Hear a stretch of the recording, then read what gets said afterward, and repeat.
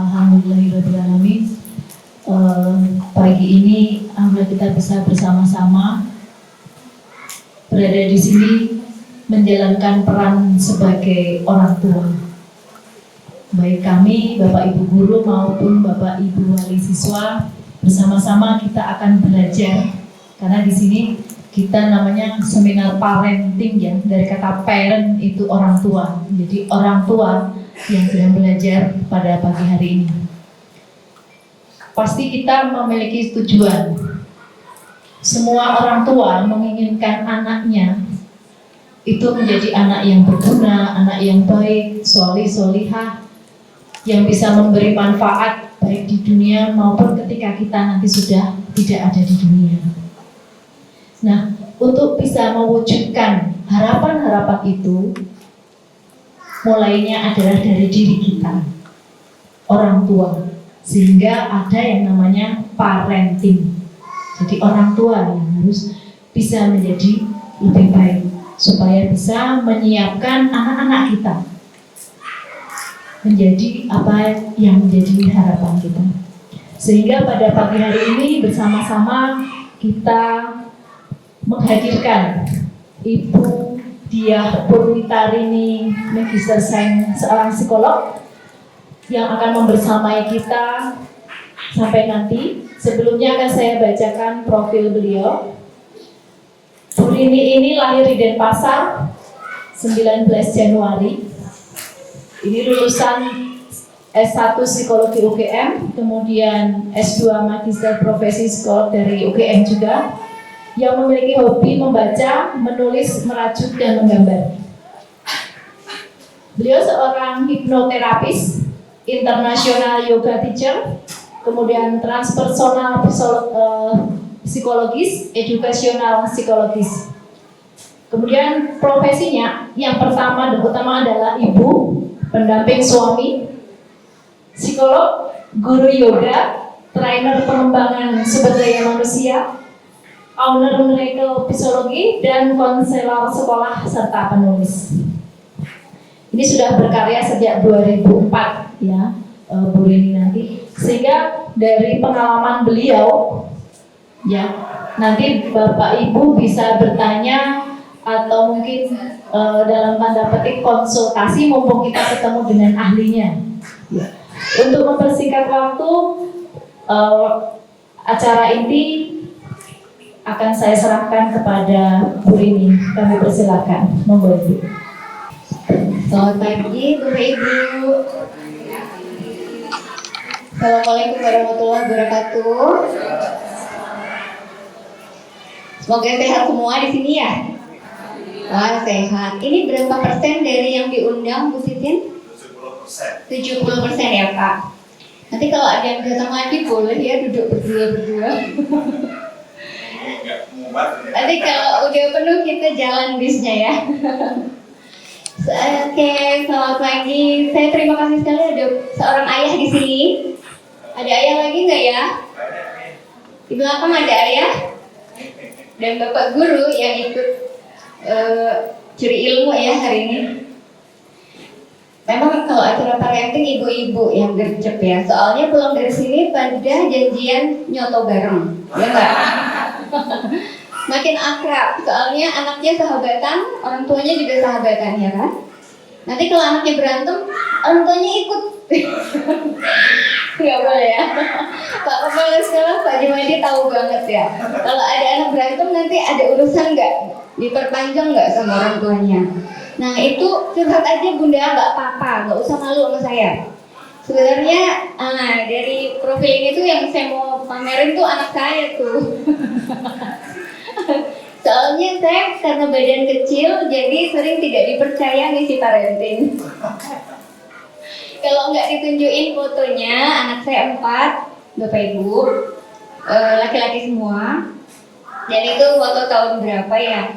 Karena yang pertama sekarang udah kuliah, umurnya 21 tahun. Jadi, kalau mau hitung umur saya ada ya. Contohkan. Umur saya 42, saya menikah umur 19.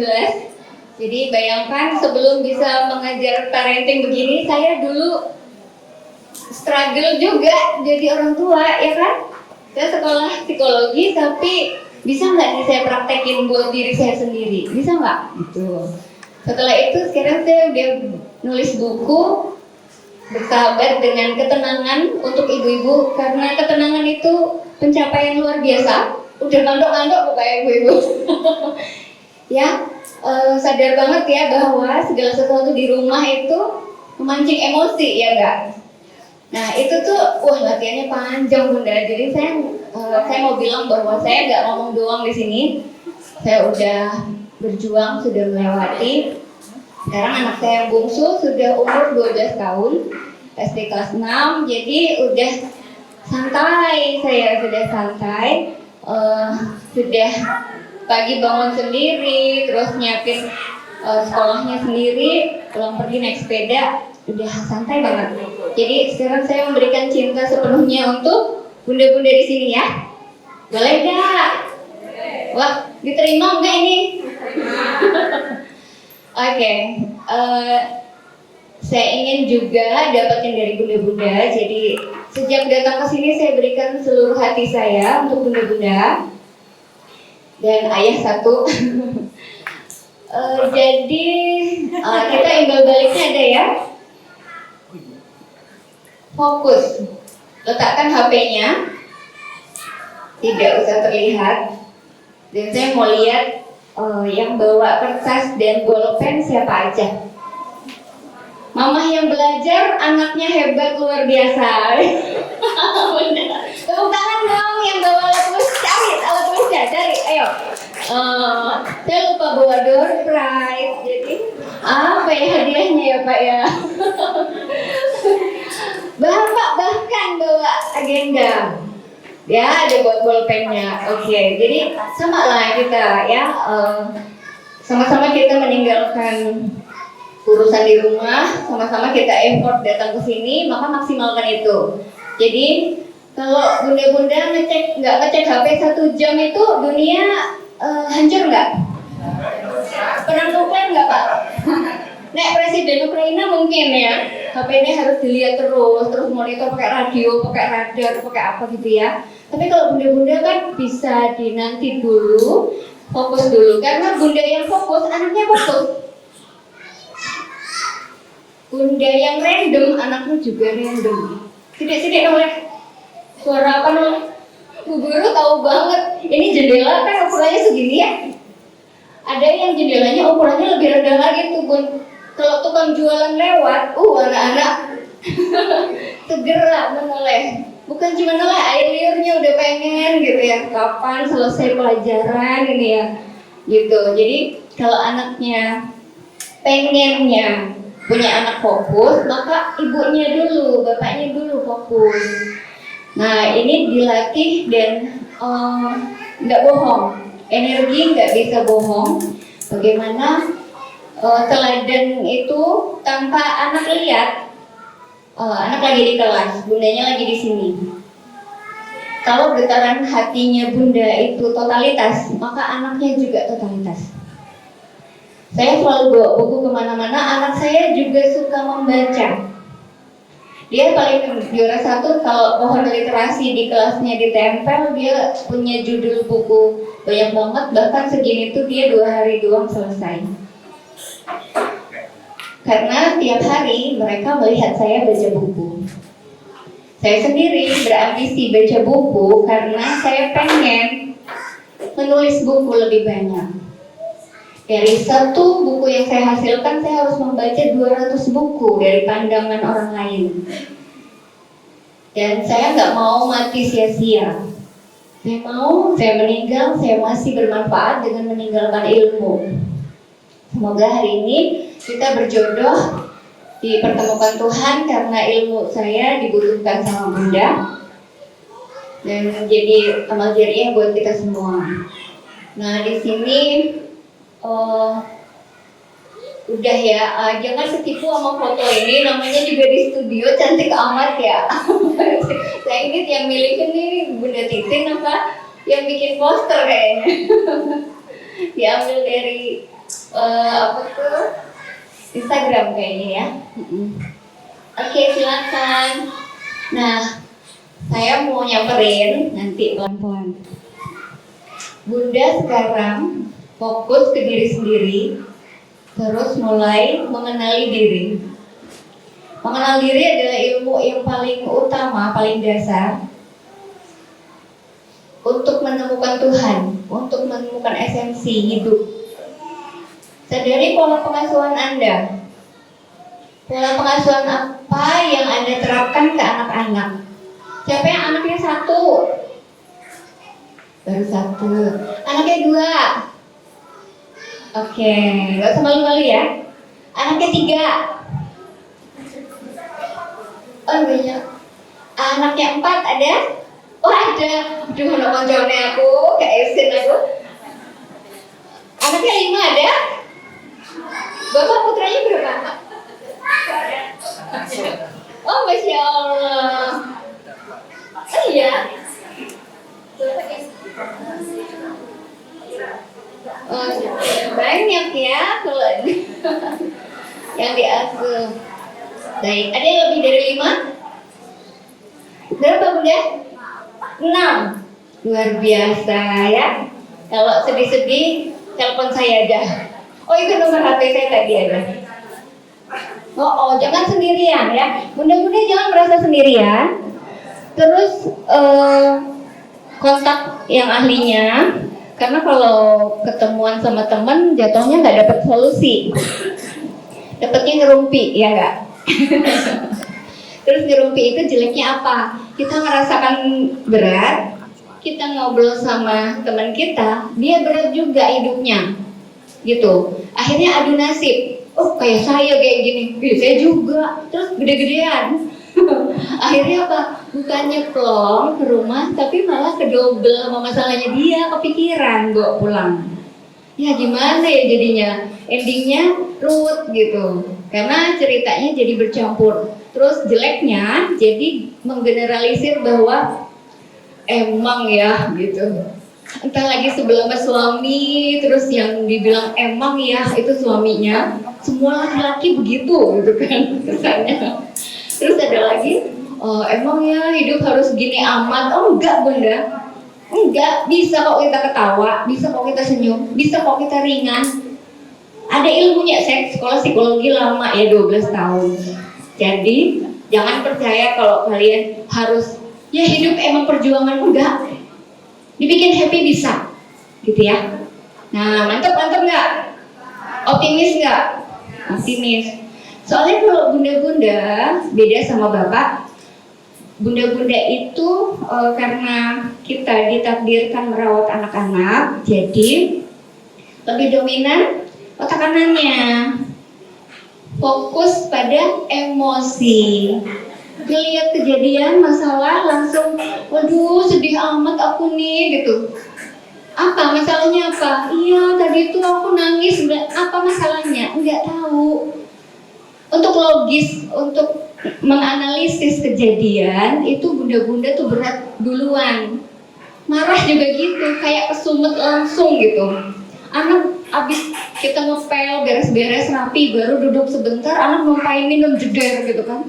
Terus bunda langsung waduh gitu kan.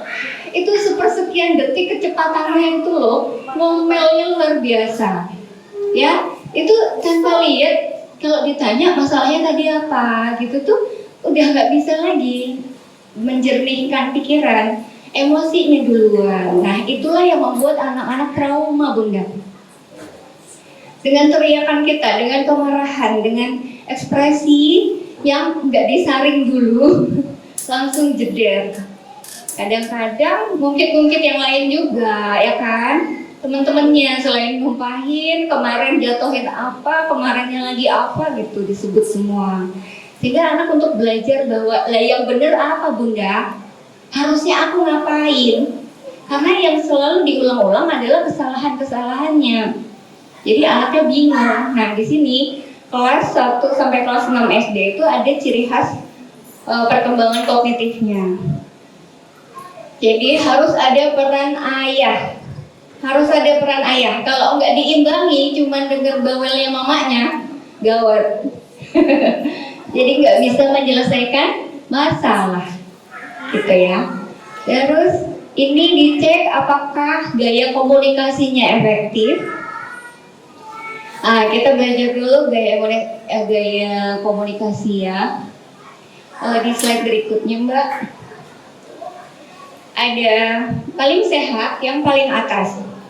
Gaya komunikasi asertif itu win-win solution ya. Bunda pengennya gini, adik suka nggak dikasih aturan gini? Menurut adik gimana? Ditanya. Terus boleh menolak juga. Jadi di deal benar-benar janjian. Nanti slide-nya dikirim aja ke peserta. Kalau tapi ayah bunda mencatat yang poinnya dan mengecek ke diri sendiri.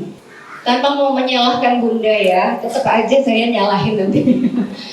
Kondisi anak itu sangat dipengaruhi orang tuanya. Sebenarnya faktornya dua, gen dan lingkungan. Tapi kan gennya dari bapak ibu itu misalnya pengaruh ke anak cuma 15%. Lingkungannya sisanya ya 85%. Tapi kan tiap hari anaknya juga sama bapak ibu. Jadi kebiasaannya, pola pikirnya, terus cara komunikasinya itu ngikut gimana gayanya ibu, anaknya niru. Nah, kalau yang pertama asertif itu saling ngerti, memahami, terus buka pendapat. Boleh nggak kalau gini? Mau nggak kalau kita makannya di luar yang ini? Adik pengennya kemana? Itu dengerin, saling mendengarkan. Jadi nggak ada yang memaksakan kehendak. Kalau yang kedua yang agresif ya. Saya tahu mama itu tidak bermaksud jadi macan, mama cantik, tapi langsung nguri gitu ya. Kalau pas capek terutama ya, bunda-bunda itu saya paham sekali kerjaan rumah tangga tuh nggak ada habisnya. Ibu langsung jawab ya, 24 jam kayaknya nggak cukup gitu. Kita mau saya tiduran dulu, nanti mau setrika, nanti mau beresin ini, mau beresin itu gitu ya. Memang badannya ibu tuh capek. Cuman jeleknya itu nanti jadi kepancing agresif. Yang komunikasi agresif itu sifatnya memusuhi gitu ya. Apa yang kita lakukan itu nggak boleh diganggu sama anak. Terus waktunya kita untuk ngapain itu seakan-akan dia jadi ngerecokin gitu kan. Padahal kita bisa loh barengan sama anak. Oh ya, bunda setrika di sini, adik baca bukunya di situ ya. Nanti kalau udah selesai baca kita tanya jawab ya. Itu kan bisa bareng satu tempat. Cuman kesel duluan bundanya. Biasanya agresif ini tidak bermaksud jahat di awalnya, tapi tanpa sadar pembawaannya begitu. Terus yang pasif, yang model permisif. Kalau di pola asuh tadi ada otoriter, demokratis, dan permisif. Yang otoriter model agresif ya bunda, ditentukan, diatur anaknya, harus gitu ya, terus dituntut gitu. Bunda-bunda yang zaman sekarang yang disebut bapak tadi strawberry itu biasanya yang ketiga ini yang pasif, lembek-lembek gimana gitu ya. Gak apa-apa deh, kasihan gitu. Saya tahu, saya juga mungkin seumuran sama bapak ibu. Saya tahu sebabnya karena kita generasi X. Lahirannya tahun 70-an, 80. Yang pernah mengalami krisis moneter. Ingat ya, krisis moneter itu dari ujung ke ujung lah se-Indonesia itu ngedrop semua. Jadi tahu beratnya hidup kayak apa, tahu susahnya nyari duit, tahu berharganya recehan-recehan kita kumpulin lah di akhir bulan. Karena saat itu kalau saya lagi di Bogor, lagi kuliah, tadinya makanan harga Rp600 satu porsi, harga beras tadinya Rp1.000 ya, dolar 2.000 jadi 16.000 ya kan? Itu harga kacau banget, uang saku berapapun tuh ditangisi, kurang gimana dong makannya, gimana dong beli bukunya gitu. Orang tua di Ponorogo, jadi mau minta nggak berani, akhirnya cari kerjaan jualan boneka. Mana ada hari gitu lagi susah duit orang mau beli boneka ya kan. Jadinya saya door to door nyari duit gitu. Akhirnya kecapean, nggak ngerjain tugas, kena marah lagi sama dosen. Itu kan struggle kita zaman itu. Jadi ibarat kita punya anak, jangan sampai susah kayak ibunya. Bapaknya juga, suami kita itu juga gitu. Pratego bu, jangan dimarahin anak kita tuh. Kita tuh udah tahu rasanya hidup susah, jangan dibikin ke minta uang berapa sih, ada bapaknya, rakyat diutang bu, ada, minta apa aja ada, gitu. Jadi anak dimanjakan, anak cenderung apa boleh, akhirnya dia tidak tahu batasan. Capek lah bundanya sebenarnya, siapa yang bikin itu, anaknya jadi bandel, jadi ngelawan, jadi itu tuh kita sendiri yang bikin. Karena kita nggak ngasih dia batasan apa yang boleh, apa yang nggak boleh, apa yang kita harus hemat dulu, apa yang belinya boleh sekarang gitu. Nah, karena iba jadinya punya anak nggak tegaan, itu jadinya people pleaser ya. Bunda jadi hobi menyenangkan perasaan orang, nggak cuma anak, ibu mertua. Ya udah kerasa ya ada masalah nih. Ipar-ipar, yang penting semua senang lah. Tapi bunda-bunda kemudian berkorban hatinya. Lah, jo aku piye, gitu kan? Uang seada-adanya itu, yang penting menjamu duluan, jajak kayak siapa. Padahal aslinya kita tuh nahan diri banget buat sesuatu. Nah itu tuh gak baik jadinya komunikasi ini, merugikan. Nah ini sebaiknya tidak dibiasakan, tapi saya tahu Bapak Ibu berada di Jogja. Karena saya bukan orang Jawa, jadi saya mengamati, observasi bagaimana orang Jawa berkomunikasi.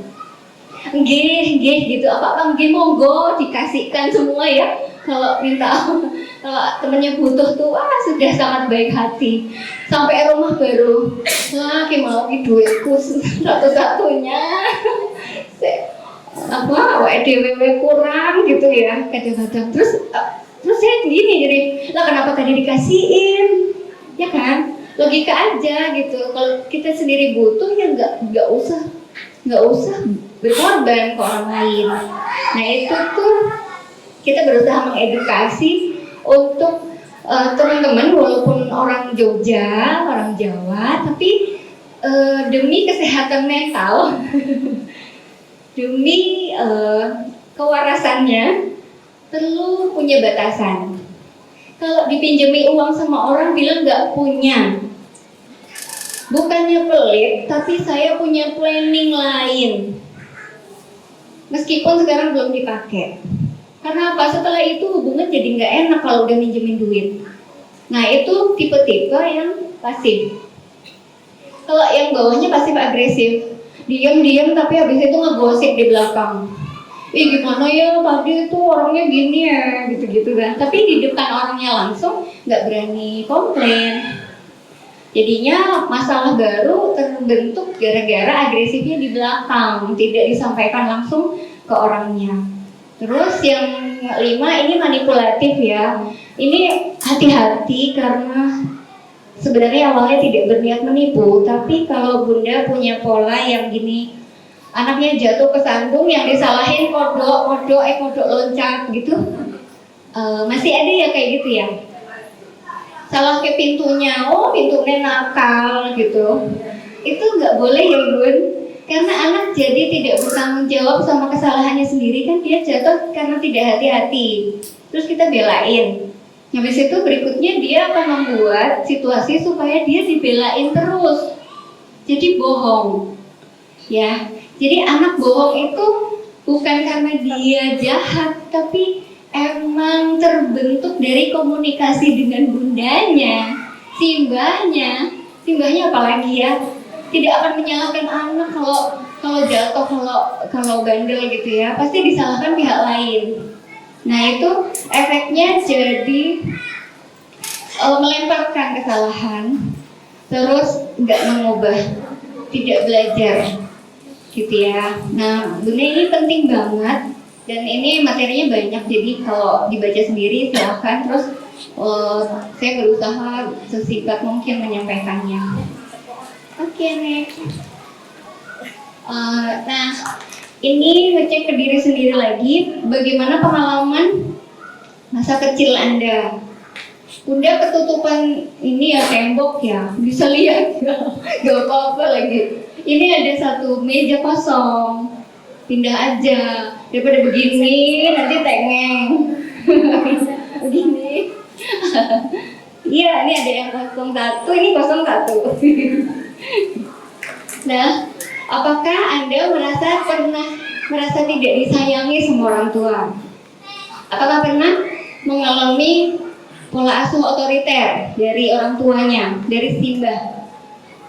Apakah pernah merasakan diabaikan, dicuekin? Mungkin kalau jenengan anak pertama, limpahan cintanya banyak banget ya diperhatikan. Tapi kalau anak ke-6, ke-7 gitu ya, yang penting hidup. Iya kan Mbak? Oh iya. Kok abis? Kasih sayangnya abis udah pegel-pegel badan emaknya ya. Yang penting dikasih makan. Udah habis itu diajarin belajar, enggak, ditanyain mau kemana, enggak. Kabur-kaburan gitu, nggak ingat anaknya kurang 1. Nah, pengalaman itu tersimpan di hati Bunda.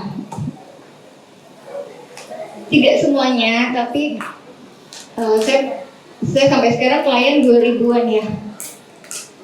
Luka batin terbesar ajaibnya dari ibunya.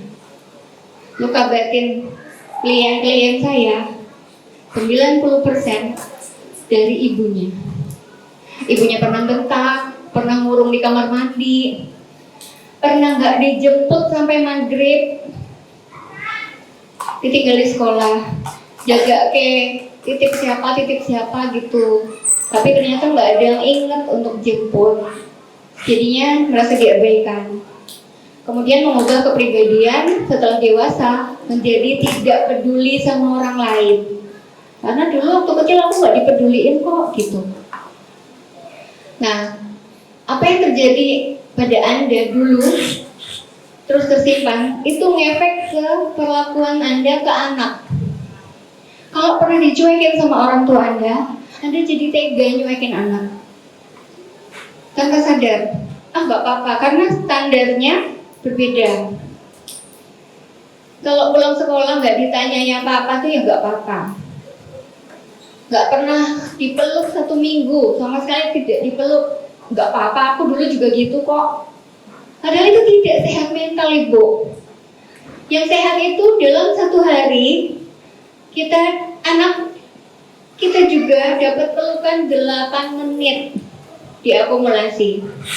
Baru banguninnya sayang-sayang, bangun, terus dipeluk 5 detik, 10 detik, mandi yo. Habis itu sebelum berangkat sekolah dipeluk lagi. Ya, dipeluk juga nggak 1 menit, dipeluk enggak. Itu sebentar aja, tapi dia merasakan bahwa kita memberi cinta. Dia damai, tenang, aman. Terus berangkat sekolah, percaya diri. Terus pulang, pengen cerita.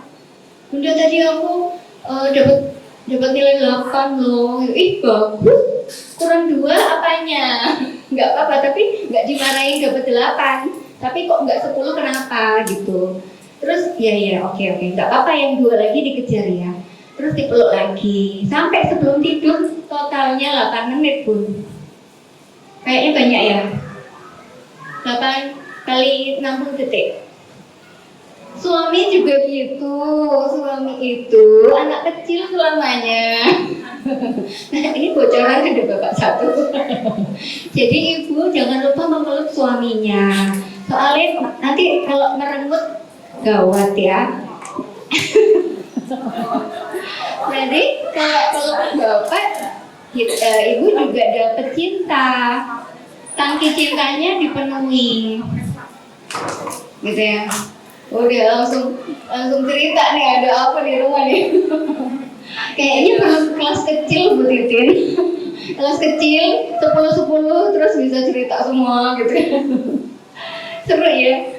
Nah, ini akan mempengaruhi pola asuh Anda. Kalau misalnya timbah dulu ke Anda otoriter, nanti kalau tidak belajar psikologi, tidak belajar parenting kayak gini, ditirukan langsung ke anak jadi otoriter. Maka sekarang lepaskan apa yang tidak baik dari pengasuhan bapak ibunya jenengan dulu, lalu isi ulang wawasannya untuk pola asuh yang sekarang sesuai zamannya. Sesuai zamannya ya. Anak sekarang sangat butuh perhatian. Makanya dia sangat lekat dengan sosmed. Butuh validasi. Aku keren apa enggak sih? Kok aku posting ini like-nya cuma 2? Oh, enggak usah anaknya, bundanya juga. Nek lagi foto posting yang nge-like cuma dikit gitu, oh fotoku elek. Wah, larang, temanku lupa sama aku. Padahal itu cuma butuh validasi. Enggak, kita tuh lihat, cuman ya nggak pegang HP juga seharian. Kita tahu perkembangan hidupmu, oh habis jalan-jalan ya, habis kemana gitu ya. Nggak apa-apa, tahu itu. Support juga dalam hati. Tapi anak sekarang butuh supportnya itu diomongkan, di-actionkan, dilihat. Dulu kita tuh nggak ada HP ya bun. Tahun dulu gitu baik-baik aja ya. Janjian yakin ya kumpul gitu aja. Nggak ngeceki sampai mana, jadi apa enggak, itu nggak ada. Nggak ada kecemasan. Jadi kalau yakin, oh iya temanku, sahabatku baik semua, oke. Kita mau kumpul di mana, rujaan, oke rujaan. Ada yang bawa mangga, ada yang bawa belimbing, ada yang bawa itu tuh nggak janjian, komplit aja. Terus bisa menikmati momen gitu ya, nggak butuh di like sama siapa-siapa, percaya diri, pulang ya pulang, happy, nggak banding-bandingkan gitu. Kalau sekarang karena sosmed, jadi kita banding kayak kok temanku bisa gini, aku kok enggak. Itu yang membuat anak tidak bahagia. Makanya perlu perhatian yang jauh lebih banyak daripada si sosmednya. Balapan benda. Gitu ya. Kebanyakan orang yang tidak menyiapkan diri dengan pola pengasuhan, terus nerusin aja orang tuanya dulu gimana. Padahal belum tentu cocok sama zaman sekarang. Oke mbak, mas, udah ganti. Ketidaksadaran yang mendominasi. Kenapa pola asuh orang tua itu lanjut ke kita? Karena ada ketidaksadaran. Kepribadian manusia itu seperti gunung es yang kelihatan di atas kecil, terus lautan, terus yang di bawah besar. Yang disembunyikan lebih banyak. 88% jumlahnya. Yang kelihatan, yang muncul di perilaku kita, yang muncul di obrolan kita itu cuma 12%. Dan ketidaksadaran itu adalah memori. Ingatan-ingatan dulu waktu kecil ada gimana. Dulu hebat banget, nggak boleh jajan, kalau punya duit 1.000 harus sisa 500 ditabung, gitu mbak.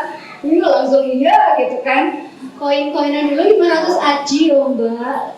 Lembaran kertas ada monyetnya itu toh, bisa buat beli emas, beli gelang tiap ulang tahun dapat gitu. Sekarang emasnya udah mas udah pinter terbang sendiri ya, nggak tergapai lagi harga emasnya. Terus dulu kalau kita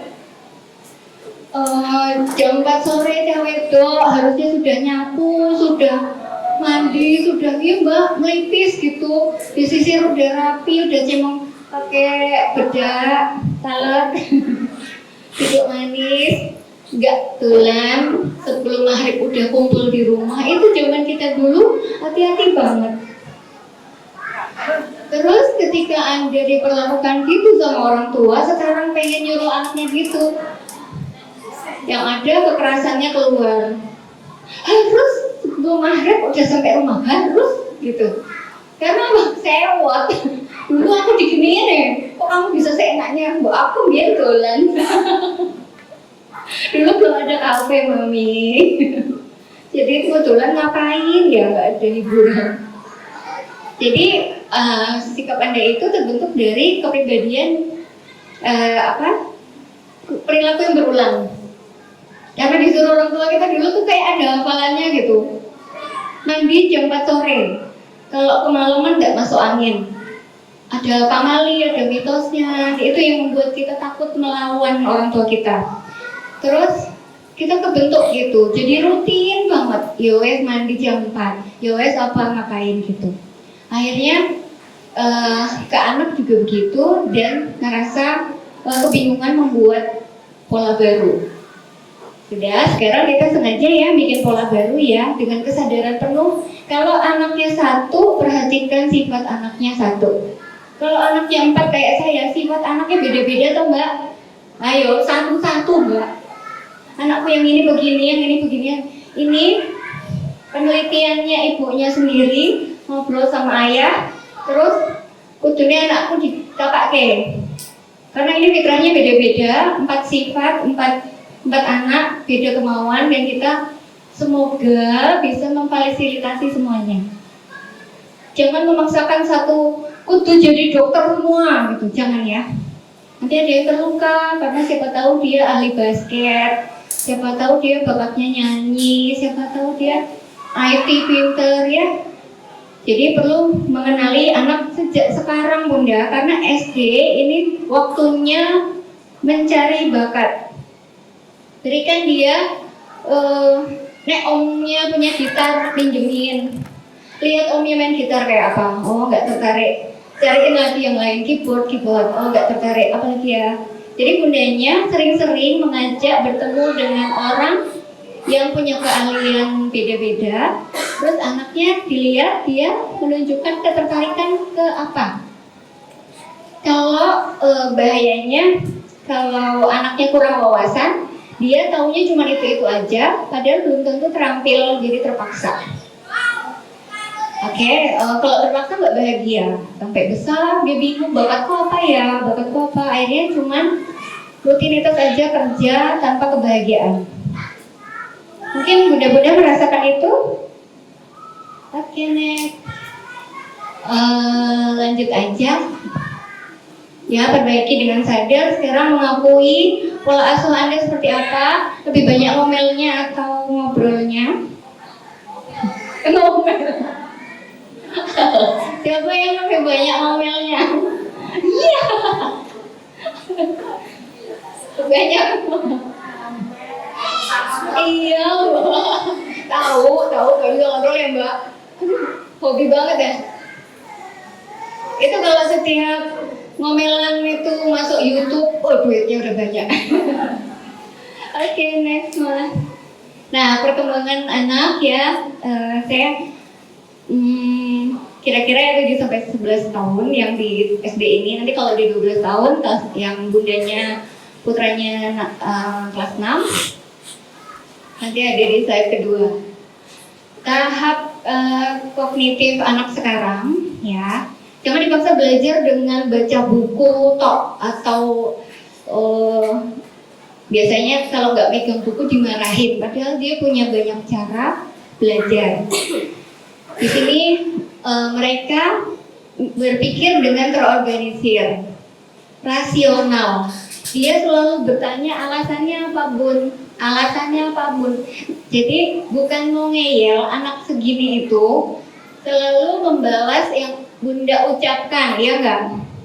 Itu bukan ngeyel, tapi dia belum puas dengan alasan yang masuk akal. Kenapa sih aku harus mandi jam 4 sore? Ntar aja kenapa? Itu dia bukan ngeyel bunda. Jangan emosi, kasihan. Bocah ngeyel banget, tinggal mandi aja gitu dong. Itu kerasa, itu pokoknya yang kena ketawa udah ya pasti ya. Jadi dia itu, ini laki-laki perempuan sama aja, paling beda selisih berapa bulan gitu. Duluan cewek ya, yang kritis, yang tekun, yang ngerti sendiri, lebih sadar diri itu cewek. Kalau cowok lebih cuek, entar aja gitu. Yang ini dia pengen mengorganisir, maksudnya aku pengen ngatur sendiri mandiku jam berapa, habis itu ngapain bun, percaya aja deh gitu maunya dia. Tapi kan bundanya kadang nggak mau dengerin, pokoknya gitu aja. Nah dia itu operasional konkret maksudnya adalah harus lihat sendiri, dikerjain. Jadi dia belum bisa abstrak. Jadi anak baik ya, gitu kan, bingung dia. Anak baik itu gimana bun? Terus jadi sopan santunnya dijaga, gini-gini itu bingung dia. Karena nilai moral itu belum waktunya dipahami karena dia dengan 5 inderanya itu memahami sesuatu yang dilihat, dipegang, didengar gitu ya. Jadi taruh sini loh le, rapi toh, gitu Bunda cara ngajarinnya. Bukan dengan sambil nonton sinetron terus itu dirapiin, kamu tuh gitu. Enggak mempan. Aku izin dewe loh ngomong gitu tuh. Terus jadi mirip sinetronnya tau Bun, kalau bengok-bengok gitu toh. Nah sholat ngerti lah, harus sholat sekarang kamu tuh loh gitu. Dibilang dosa, dibilang neraka, dibilang itu nggak tahu dia. Pokoknya kenapa bunda mesti sholat? Ya karena bundanya sholat. Konkret aja, ikutin ya, ikutin. Bunda wudhu, adek taruh itu mainannya, terus kita wudhu yuk gitu. Konkret, dilihat, dikerjakan, dilihat, dikerjakan. Jadi bundanya mesti punya ekstra waktu buat ngasih tahu. Biar rapi, pensilnya masukkan sini, bukunya kayak gini, nulisnya yang rapi. Enggak disobek-sobek kertasnya atau di belakang itu digambar-gambarin, itu kasih tahunya konkret, begini ya gitu. Kalau gitu dia nggak ngeyel bun, karena tahu alasannya. Oh iya ya, dilihat enak ya, rapi ya, gitu. Cuman bundanya suka jelek menjelaskan. Apa? Jelasin lagi. Jadi dia tahu orientasi waktu, tahu jam segini mestinya ngapain, jam segini itu udah bisa. Terus jumlah luas, kalau punya jajan segini dibagi ke temennya cukup nggak, itu udah bisa. Yang praktikal ya di kehidupan. Ingin memecahkan masalah sendiri juga dan ingin diapresiasi bunda kalau dia bisa berpendapat itu, oh iya ya, bagus ya, gitu bunda. Meskipun ya belum bagus, tapi diapresiasi bundanya senyum, wah pinter ya. Kok kamu kepikiran enak gitu kan? Seakan dia tuh, oh dapat kesempatan nih buat berpendapat lagi. Soalnya tiba-tiba bundanya shut up gitu. Udah diem aja ikut. Itu bikin anak kapok, nggak mau berpendapat lagi. Nanti di sekolah gurunya yang bingung. Ayo yang mau tanya siapa, angkat tangan. Nggak ada anak yang angkat tangan. Kenapa? Karena di rumah sering dimarahin kalau nanya. Jadi dia, ya udahlah ya gini aja, ngerti nggak? Enggak. Ya udah terima aja, nggak ngerti udahlah. Itu akhirnya bun. Ini bukan nyalain ibu ya, tapi ya balik lagi ke ibu. Tetap aja. Oke. Nah kalau yang kognitif yang lain mungkin punya anak lain yang umurnya beda, nanti bisa dipelajari. Kalau sudah 12 tahun ke atas itu bisa abstrak, bisa janji, bisa planning ya, merencanakan sesuatu tuh bisa. Terus kreatif, kita lepasin juga deh. Kira-kira besok kita liburan kemana ya? Ibu punya duit segini, tanya-tanya ya ongkos bis berapa atau hotelnya yang mana gitu misalnya. Terus nanti kita kunjung ke rumah siapa, dan ini perlu diikuti dengan berkunjung ke keluarga besar, ke tantenya, ke eyangnya. Itu karena dia mulai asalnya itu ke pohon keluarga, ke perannya dia sebagai cucu gimana, sebagai anggota masyarakat gimana. Gak bisa kita bilang yang sopan kok sama Simba, gak bisa kalau kita gak pernah latih dia ketemu yang lebih tua dan kasih tahu caranya. Salim ya, salim kayak gini, kasih lihat, salim gitu ya, gini, cium tangan. Kalau nggak diajarin nggak bisa, dia nggak akan nyari-nyari sendiri gitu loh. Jadi ketika 12 tahun tambahkan wawasannya, tambahkan lingkup sosialnya. Untuk adik-adiknya udah beres lah ya. Kalau menyesali dulu belum diajarin nggak apa-apa, kita mulai dari sekarang ya. Oke, next. Nah ini psikososial. Ada usia-usianya. Yang berikutnya gimana?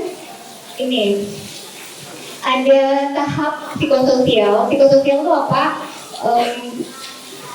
Kemampuan manusia untuk berinteraksi sosial dan membawakan kemampuan psikologinya secara optimal. Ya kepintarannya, ya gaya bahasanya, ya perilakunya itu untuk interaksi sosial.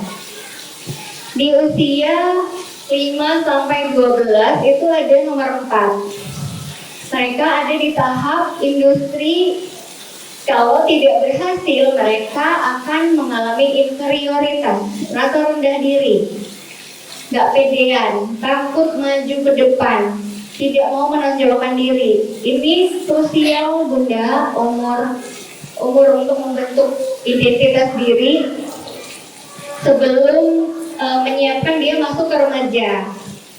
Jadi kelas ini SD kelas 5-6 gitu ya, itu mulailah diberi kepercayaan sesimpel minta tolong gorengin telur ceplok gitu Bun. Gorengin telur ceplok, hati-hati ya dengan apinya, hati-hati panas. Tapi dia industri, dia menghasilkan sesuatu. Lalu boleh dikreasikan, misal dikasih kecap, dikasih cabai, dikasih bentuk-bentuk pakai cetakan boleh gitu. Terus bundanya pura-pura ngapain yang lain. Nanti kita tinggal lihat mana dia telurnya, udah hasilnya. Itu apapun yang dia buat, ucapkan terima kasih. Karena itu buat pijakan dia anak tangga kepercayaan dirinya. Kompetensi, dia merasa mampu, merasa bisa. Kebalikannya Bunda, antitesisnya, kalau sekali aja Bunda menyalahkan apa yang dia buat, dia merasa hancur harga dirinya, dan itu membawa hambatan ke dewasa nanti. Jadi nanti ketemu anak minta maaf ya kalau pernah mengomentari apa yang dia lakukan. Masang spray, kalau nggak rapi nggak apa-apa. Hargai yang sebagian besar sudah dia pasang. Kalau yang nggak rapi kan cuma kecil, tapi tambahkan ini ditarik ke sini gitu. Saya tahu bunda-bunda kalau udah capek kan pengennya mengambil alih ya. Sini ibu aja. Dari tadi nggak selesai pasang spray gitu ya. Itu hancur hatinya Bun. Rasa tidak dianggap, rasa tidak dihina saat itu ketika pekerjaannya gak baik lalu kita ambil alih. Itu hal kecil Bunda, dan itu biasanya bisa sehari 3 kali gitu ya. Tapi itu traumatis. Hati-hati. Jadi mulai sekarang Bunda tahu umur 5-12 tahun itu membentuk kompetensinya dia, kemampuannya dia dari hal kecil apapun. Cuci gelas, cuci piring, masih kotor juga gak apa-apa, Bunda nanti ulangin lagi ketika dia gak lihat. Oh ya, tapi yang adik pakai ini dicuci sendiri ya, Bunda pengen lihat, udah bisa belum gitu. Nanti dia kan taruh tuh di rak, terus ngecek, makasih ya udah mau cuci piring, besoknya ulangin lagi, kan lama-lama juga bersih Bun. Dia akan kerasa sendiri, oh ini masih ada yang nempel, nasi kering atau kurang sabun, wangi masih amis. Itu kita bahas pelan-pelan, tapi bukan menyalahkan apa yang dia kerjakan. Oke ya Bunda. Nah itu nanti jadi bekal dia untuk identitas diri di remaja, SMP dan SMA. Oke, next. Oh ya, balik lagi Mas. Kalau bundanya kita sedang di tahap yang 18 sampai 40, enggak ya? Ini 40 ke atas umurnya. Ada yang 35 kan? Riwal. Dilihat monggo. Yang saya bahas ya, nomor 6 itu butuhnya keintiman. Bapaknya diajak ngomong, ngopi bareng, berduaan aja. Ya, kadang-kadang setelah punya anak itu bunda-bunda lupa pacaran, lupa menyediakan waktu berduaan aja sama suami. Nah itu nanti hasilnya kalau tidak kurang intim jadinya terisolasi, kayak hidup sendiri-sendiri. Kayak aku kok besarin anak kayak sendiri ya rasanya. Aku kok capek sendiri ya? Ya padahal gara-gara kitanya yang nggak mau terbuka, nggak mau mendekat. Padahal bunda, anak-anak merasa paling bahagia, paling merasa aman hidup di dunia kalau melihat bapak ibunya akrab, mesra. Bapak ibunya sering ngobrol dan ada sentuhan-sentuhan, ada ketawa bareng, ada momen bapak ibunya pergi berdua aja. Itu anak-anak merasa terenyuh, bahagia. Oh, bapak ibuku happy. Itu membuat dia berani melangkah ke masa depan, nggak suram gitu. Dia optimis, dia berani kenalan sama berbagai macam orang karena yakin bahwa dunia ini aman. Tapi kebalikannya, kalau melihat bapak ibu bertengkar, anak langsung mengira dunia ini penuh ancaman. Oke, penuh ancaman. Jadi dia takut, curigaan, peragu, serba salah gitu orangnya. Nggak berani ngomong gitu, karena keluarganya aja yang jadi tempat rumahnya dia pulang itu tidak aman buat dia, sehingga dia nggak tahu lagi di mana tempat yang aman. Nanti jadi masalah sampai kerja, sampai menikah gitu. Gitu ya bunda. Jadi cinta adalah fokus utamanya umur-umur 18 sampai 40. Kemudian yang di atas 40 itu adalah kebaikan hati, kepedulian gitu. Sehingga biasanya di atas umur 40 suka baksos, suka pelayanan, suka datang ke panti asuhan, suka berbagi ya. Karena kan kondisinya ekonominya udah lebih baik daripada awal-awal nikah. Dan itu jadi bisa berbagi. Itu kalau tidak dilakukan, cuma wacana aja, pengen ke panti asuhan, pengen dia tapi nggak dilakukan, nanti ada kekosongan di hatinya pada saat lansia. Maka perlu dilakukan, menunjukkan kepedulian. Makanya kalau udah sepuh kan sukanya ngajak kumpul bareng, makan-makan sekeluarga besar gitu. Oke, next. Perkembangan emosi anak yang sekarang 7 sampai 8 tahun, monggo diperhatikan putra-putrinya. Mereka sebenarnya ingin mengendalikan diri. Kalau waktu kecil kan, waktu TK kan apa-apa pengen harus sekarang, apa-apa nangis, apa-apa rewel gitu. Sekarang udah enggak, cuman dia perlu ditemani untuk jaga perasaannya. Tapi angin gede ya. Terima kasih. Nah, kebanyakan orang tua akan pusing dengan berbagai keinginan anak yang selalu ingin dituruti. Tapi ini perlu saling empati. Jadi nggak apa-apa walaupun jujur kalau bunda cuma punya uang 20.000 ya hari ini. Besok perlu mungkin bunda habis jadi pembicara dapat duit lagi, tak tambahin wes tabunganmu buat beli apa toh gitu. Jadi anak berempati sama kita tentang jumlah uang yang kita punya, dan kita berempati sama anak, oh dia butuh banget ya barang itu gitu. Sehingga win-win solution dan perasaannya aman-aman, nggak ada yang terlukai dari permintaannya dia gitu ya. Nah ini perlu komunikasi yang lancar. Ketika bunda melihat anak agak cemberut, agak sedih, itu mohon sekali untuk peka. Langsung tanya, siapa tahu temannya tas Barbie-nya baru. Jadi pengen tapi diam aja gitu ya. Terus dipendam sendiri tapi bete. bete dia, aduh tasku udah, dia kode-kode tasku udah sobek bunda gitu. Terus oh iya kenapa emang? Sebenarnya dia pengen ganti, cuma alasan misalnya ya. Nanti mereka akan bisa mengerti perasaan dirinya dan orang lain. Kemudian 8 tahun segitu, terus next yang 8 sampai 12 tahun ini satu fase sampai lulus SD ya. Dia bisa mematuhi aturan, dia tahu konsekuensi dari perilakunya. Jadi bunda sekarang udah kayak ngobrol sama anak gede. Adik kalau minta tolong ya kasih aturan, tapi bilang minta tolong ya.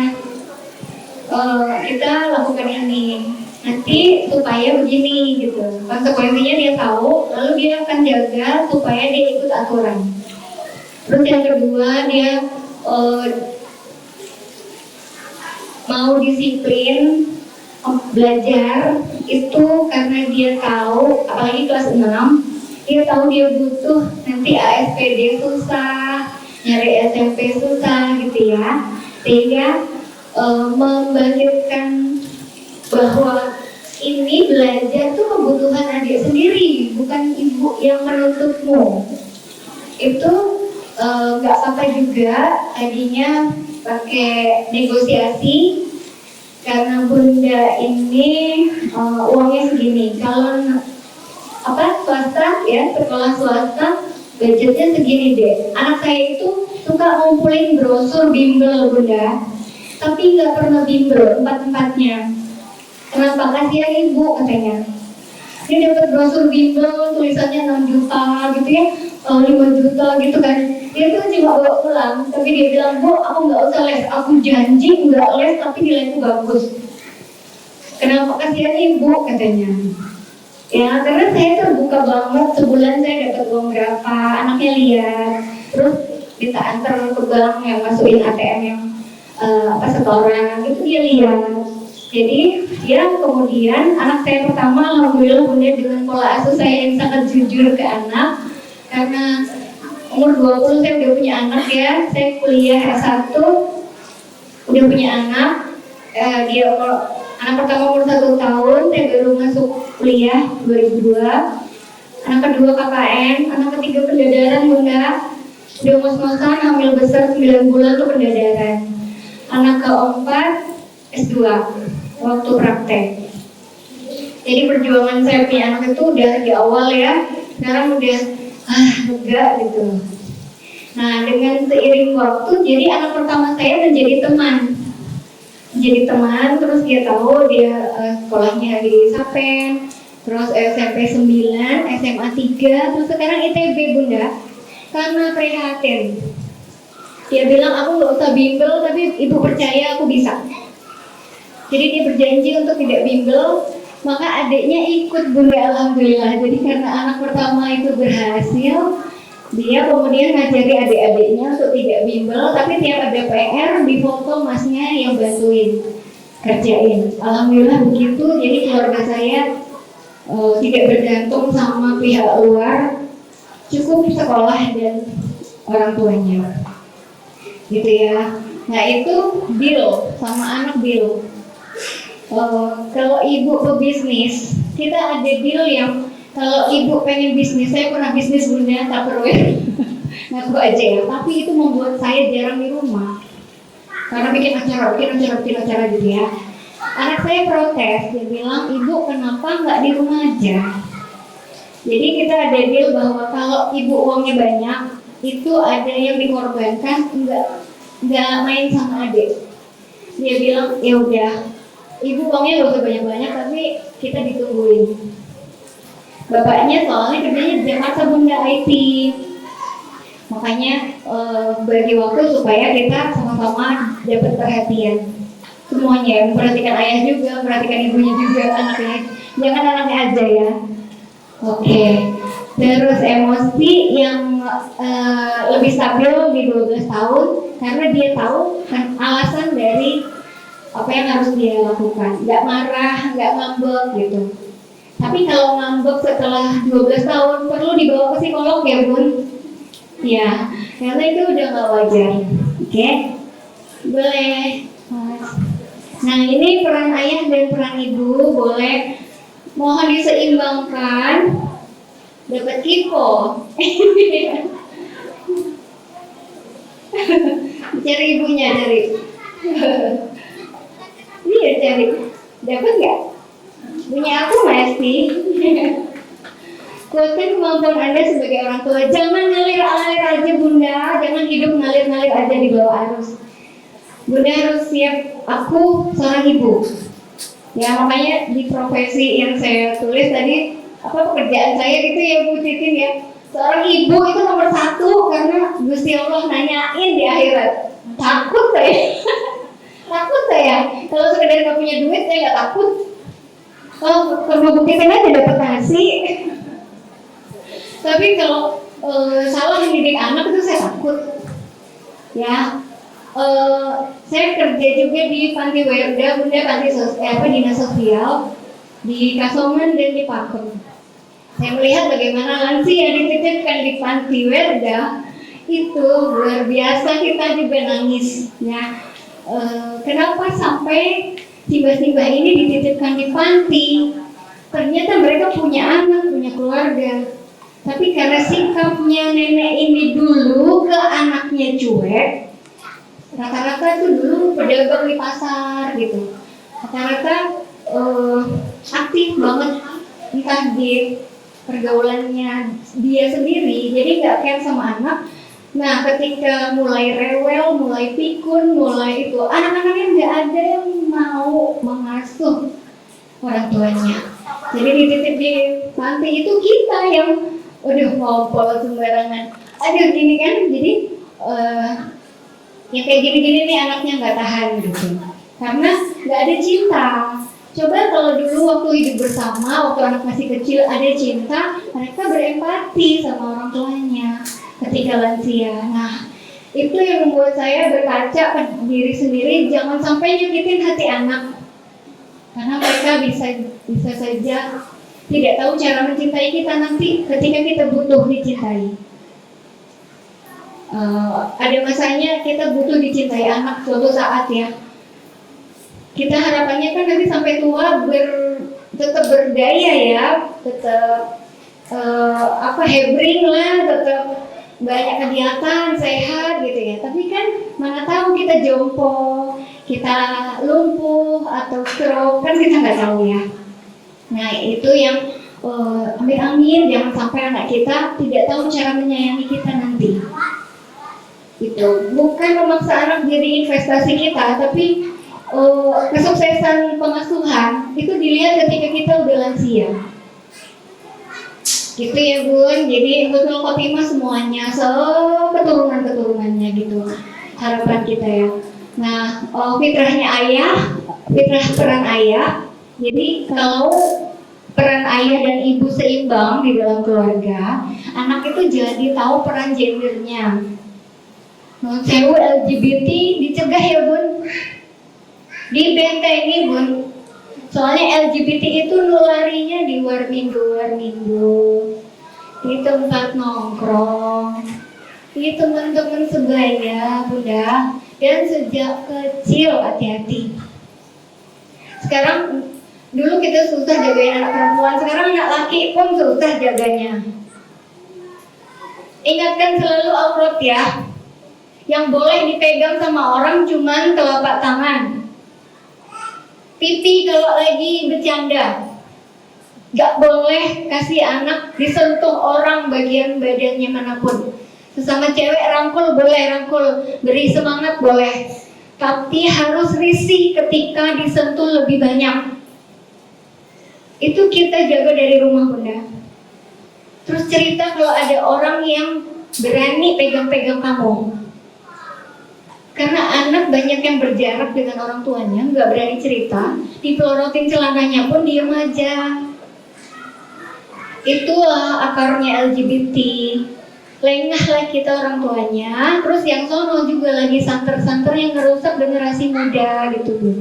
Jadi ini kejar-kejaran nih. Psikolog itu jumlahnya sangat kurang. Jangan mengandalkan kami. Ustadz jumlahnya kurang. Jangan mengandalkan ustadz. Jadi orang tua pegang anaknya sendiri-sendiri. Mau pergi sama siapa? Kenal setiap temannya anak. Kalau di luar circle-nya dia langsung waspada. Curiga boleh. Karena kita di zaman ini semuanya kompetitor, semuanya pesaing. Baik-baik sebatas apa baik. Tapi jangan terlalu dekat. Nah, kebanyakan lengah LGBT itu dari orang terdekat Bunda. Hati-hati. Nah, peran ayah dibutuhkan untuk menunjukkan keberanian, melawan atau berpendapat, maskulinitasnya dijaga. Terus dia bisa menjadi sosok yang otentik. Otentik itu asli diri sendiri, dari bakatnya, dari gennya, tanpa harus berusaha jadi mirip orang lain karena ingin diterima. Di pergaulan anak SMP yang kelitih-kelitih itu loh Bun, itu yang ketangkep itu nggak tahu apa-apa, cuma pengen ikutan aja biar punya temen, biar keren. Padahal yang ketangkep kan yang kroco-kroconya, yang dalamnya itu nggak ketangkep kan. Saya ketuanya sekolah ramah anak MUPAD, SMP Muhammadiyah 4. Ibu kepala sekolahnya mau jadi preman, pakai celana jeans, gaya gitu. Kita ke angkringan, sempat anak letih itu janjian, kena ketangkap anak-anaknya. Ayo pulang gitu. Nah itu mereka cengok, bengong, nggak tahu apa-apa, cuman ikutan supaya keren aja. Nah di sini ayah mesti andil temenmu siapa aja nak, orangnya kayak apa, jangan ikuti pengaruhnya dia gitu. Nah ibu ini baik anak perempuan maupun anak laki-laki sama peran ibu itu dalam hal kelembutan, merawat barang-barang, peduli sama sesama. Kalau peran ayah tentang disiplin, tentang mengembangkan potensi, tentang bersaing sehat dalam karir gitu, menabung itu ayah. Jadi kalau kayak misal saya, suami saya LDR ya, kerjanya di Jakarta, itu ada Mbahkom, jadi perannya boleh digantikan orang lain, tetapi dengan wibawa tetap ayah. Kalau kita lagi sering, saya kalau training juga ke Makassar 1 minggu gitu ya Bun, itu saya titip ke tantenya, adik ipar, nanti peran ibunya di dia saya titip, Wira jam segini les ini, jam segini nyiapin ini gitu, nanti ditanya aja ya, diingetin iya. Sehingga tanpa kita pun ibu nanti dititip ke peran ibu yang lain bisa. Kalau pas kita kerja nenek bisa. Nah neneknya jangan semua gue juga ya, didiskusiin untuk pola asuhnya kompak. Oke? Nek, kalau jajan permen-permen emang nggak boleh, jangan ya gitu. Kadang kan neneknya nggak tega, boleh aja lah, sekali-sekali permen nggak apa-apa lah gitu, ntar bolong giginya, udah takut lah kita nyalahin neneknya ya. Begitu Bunda, kayaknya udah deh ya. Nah, siapa yang mau bertanya? Kayaknya jam waktunya masih 15 menit. Siapa yang mau tanya? Diskusi aja ya, sama Bunda Titin aja. Oke, terima kasih Bu Rini.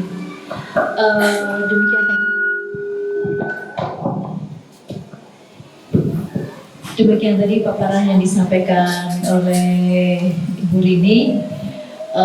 Dipersilakan ibu-ibu yang mau bertanya, mau curhat juga boleh atau konsultasi. Ini saya tadi sambil mendengarkan, ini sambil baper Bu, teringat.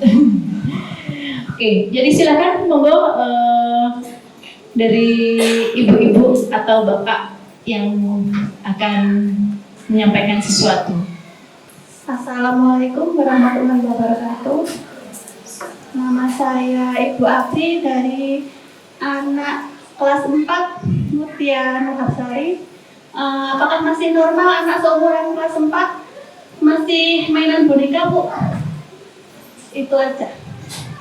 Anak saya tuh masih suka main boneka. Terus kalau mau disuruh belajar, beda sama kalau disuruh ke masjid sama ngaji. Kalau dia disuruh ke masjid, dia langsung berangkat. Tapi kalau disuruh belajar, dia masih bentar Bu gitu. Tapi kalau dia masih suka mainan boneka, ibu-ibuan, bapak-bapakan main-main sendiri gitu. Apa itu bicara sendiri gitu. Apakah masih normal kayak gitu? Makasih. Saya juga masih main boneka, Bu. Jadi makanya perlu ilmu ya. Kalau boneka ibu-ibuan itu bagus. Itu namanya bermain role play. Role play itu penting. Bahkan kita sebelum masuk kerja di training dulu ya, Bun. Training dulu sebulan. Itu role play. Jadi mungkin dia itu mengagumi ibu. Punya anak, gimana rasanya ngerawat anak. Makanya dia pakai sosok bonekanya. Yang kita bisa pakai adalah sebenarnya ini celahnya bagus. Jadi setiap pesan kita pakai bonekanya itu.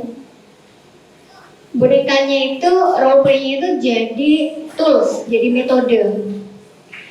Misalnya pengen nyuruh dia ngapain gitu ya, bonekanya taruh sini gitu, biar rame kita gitu, diikutkan, dilibatkan, dan kita bukannya menyalahkan dia kenapa sih masih main boneka gitu kan, enggak, tapi lebih tanyakan perasaannya apa, kepoin, ingin tahu kalau main boneka itu dapat perasaan apa sih. Nah itu kemungkinan ada perasaan yang tidak didapatkan dari ibunya yang dia cari dari mainannya.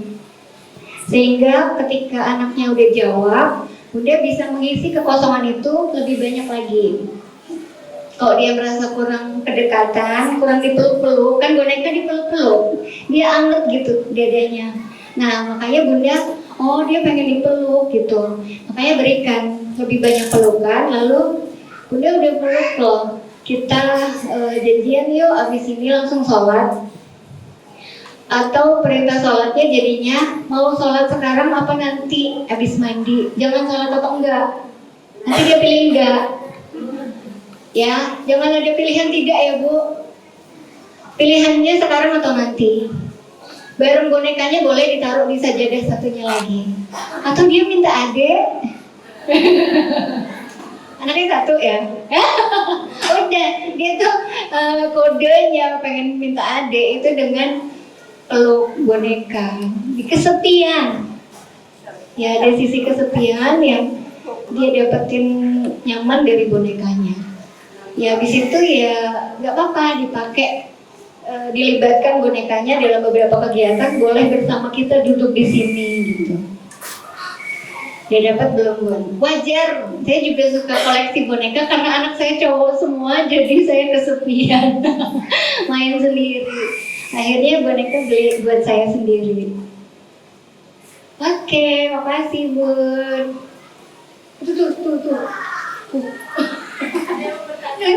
Nunjuk tapi kemana ya?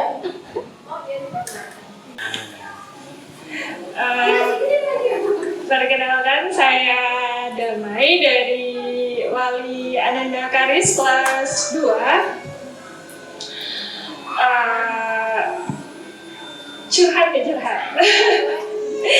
Jadi sedang belajar anak dengan usia 8 tahun, hampir 9 tahun, memasuki usia pra-remaja yang siklusnya berubah dengan masa anak-anak ya. Jadi rutinitasnya juga mulai berubah, kedisiplinan juga mulai berubah, emosional.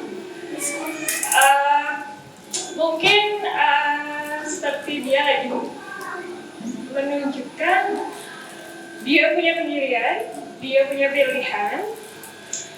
Cuman terkadang apa ya jelasinnya, kita jadi berdebat.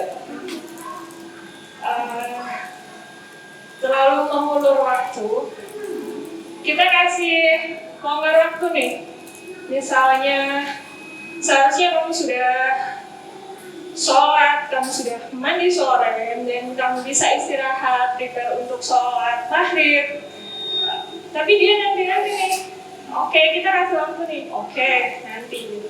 Cuma ini udah sore nih menurut orang tua gitu. Dan itu dia masih ngeyel.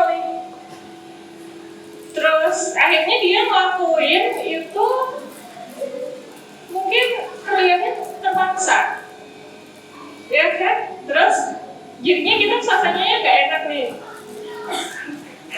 Kalau kayak dari parenting yang disebutin tadi, kayaknya saya do it. Bahkan kayak setiap malam sebelum tidur, habis nemenin doa bersama, kita juga say thank you, say sorry, kita berikan. Cuman ya itu tadi, kita mengalami kesusahan, bahkan bedanya ke bapaknya, dia bisa saksep gitu. Kayak cuma dibilang Mbak Karis gitu kan, dia langsung tuh jalan. Tapi kalau sama ibunya, Mbak Karis, kayak kita udah ngedeating gitu, gak jalan-jalan gitu. Itu kayak kita kesusahan, sedangkan saya punya tutor, dan dia lebih kritis lagi gitu. Kan kita ngajarin anak, kita ngasuh anak sesuai sifatnya, sesuai umurnya yang berbeda-beda. Jadi kadang dia tuh kayak ngerasa dibedain. Mungkin karena waktu dulu dia sendiri, jadi nggak ada perbandingan nih. Nggak lihat gitu loh, perlakuan kita waktu kecil itu sebenarnya sama adiknya. Cuma kan dia jadi lihat kan. Nah, itu dia kayak kadang saat kita lagi debat, dia tuh suka ngomong tuh, Bunda Pak Ali gini nih, tapi ke aku gini gitu. Di saat itu juga kadang ada bapaknya, tapi kadang setelah dia ngomong kayak gitu, saya nggak langsung jawab sih. Saya kayak ya udah, saya kasih waktu buat dia. Kadang dia ngambek atau nangis juga dia sendiri kan, ya udah saya kasih waktu buat dia. Habis itu kayak kita baru ngobrol gitu. Tapi kadang saya tuh merasa masalah kita tuh nggak selesai gitu loh. Meski kayak kita udah saling maafan, bisa saya minta maaf, dia kayak Karis udah tahu kan salahnya di mana, Karis ngerti kan, kayak gitu dia ngangguk, dia juga say sorry ke saya, terus kita kayak udah pelukan gitu. Cuman kayak saya rasanya masalah kita nih nggak tuntas gitu. Kayak, jadi apa nih yang perlu saya tambah di kelas saya ke anak saya gitu. Kayaknya banyak yang relate. Boleh ditanya, makasih. Yang mami yang anaknya perempuan siapa aja? Anak perempuan itu saingannya mamahnya di hadapan bapaknya. Makanya sikap anak perempuan itu manis ya sama bapaknya ya. Tapi kalau sama ibunya susah manis.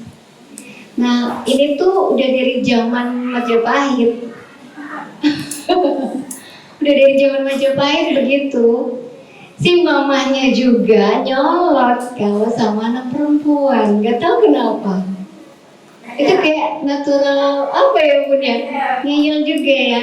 Karena sesama anak perempuan berantem itu bahkan di setiap keluarga ada. Ibu lebih mudah memaklumi anak laki-laki. Ya kan Bun? Bunda anaknya berapa? 2 tapi kayak 1. Terus udah punya cucu? Tapi cucu. Ini cucu. Udah berpengalaman lah ya. Berpengalaman ini ya, mengamati anaknya ya. Ya. Kan berarti udah anaknya Bunda udah 30 tahun lebih ya umurnya. Ibunya udah nggak ada. Oh nggak ada. Makanya sama neneknya. Oke. Terus jadi karena itu sudah berulang di banyak keluarga, saya minta sekali ibunya yang merawat diri sendiri. Kan lagi zaman tuh ya di Instagram self love, me time. Jadi ibu yang tenang, ibu yang mau apa ya? Kalau saya karena saya guru yoga, jadi cara kita merawat diri, ibunya merawat diri dengan olahraga, dengan suasana tenang, itu jadi balance kita. Sebenarnya anak perempuan ini cari perhatian kan, poinnya cari perhatian. Tapi dia nggak puas-puasnya gitu, sehingga mamahnya jangan sampai terpancing. Nah, tantangannya adalah ibunya mesti tenang. Seberapa ibunya senyum, ceria gitu. Soalnya bete kalau udah diserang sama anak perempuan tuh bete kan.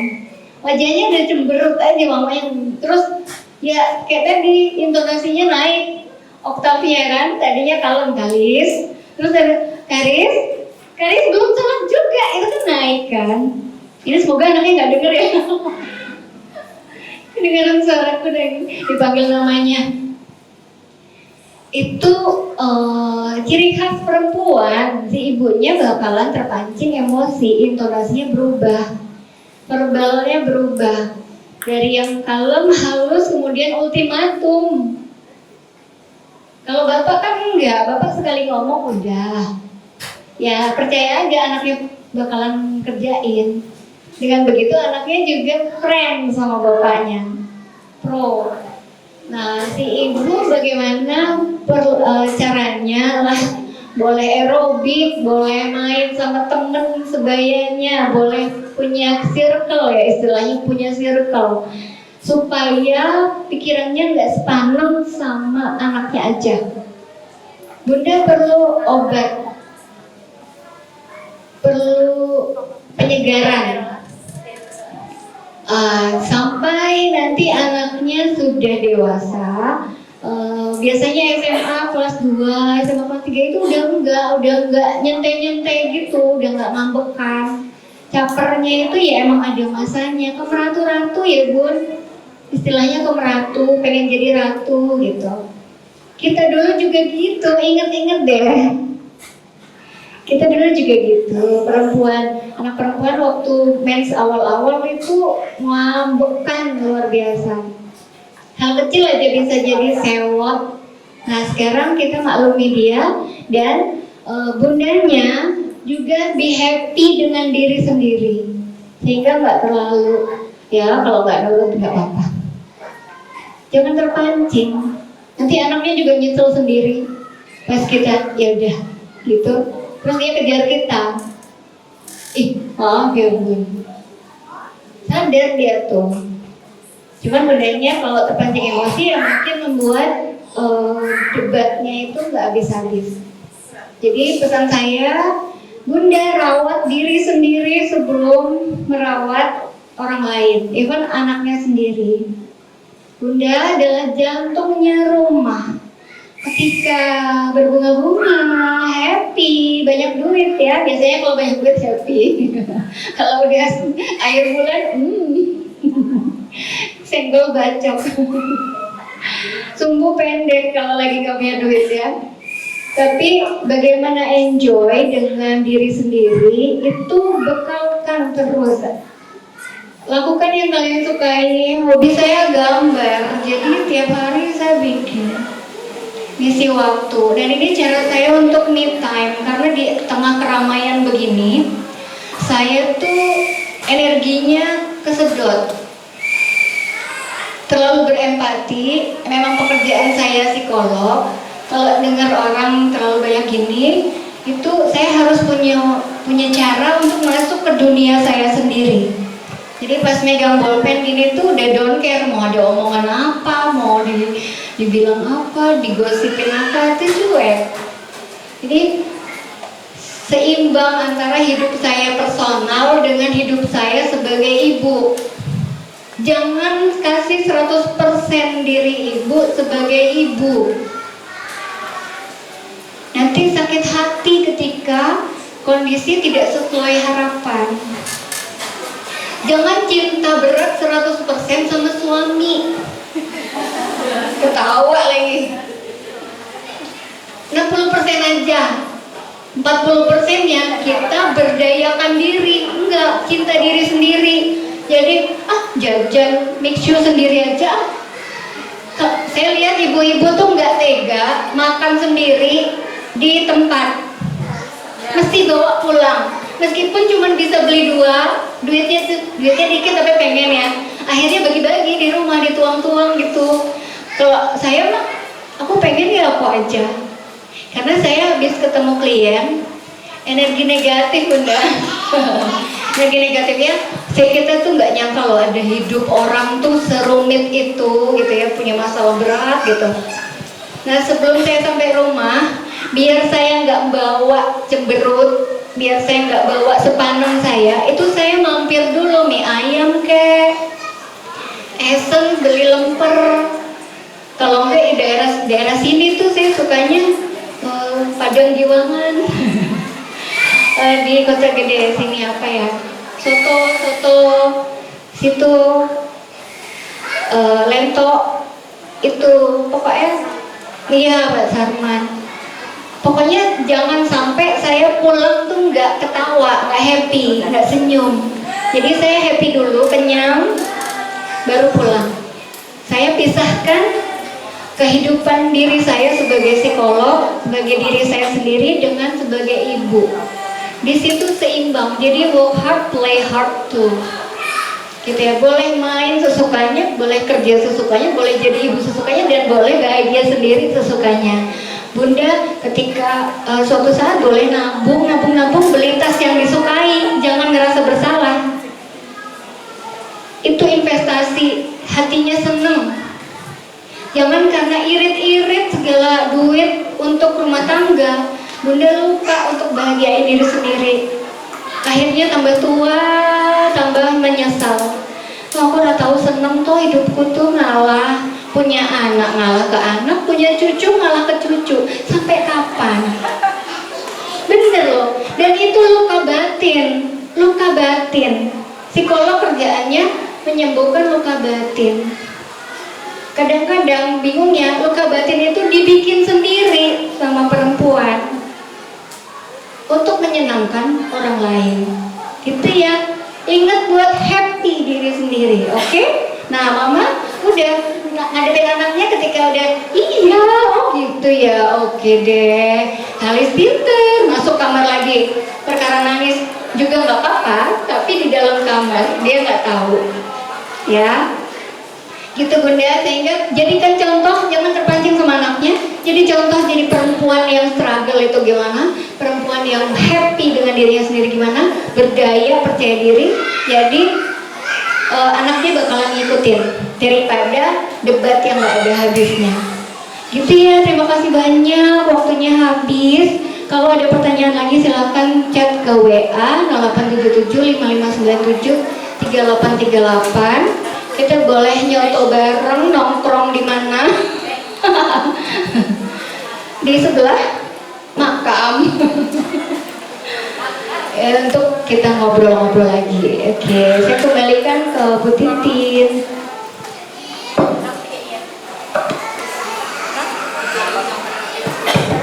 Oke, terima kasih.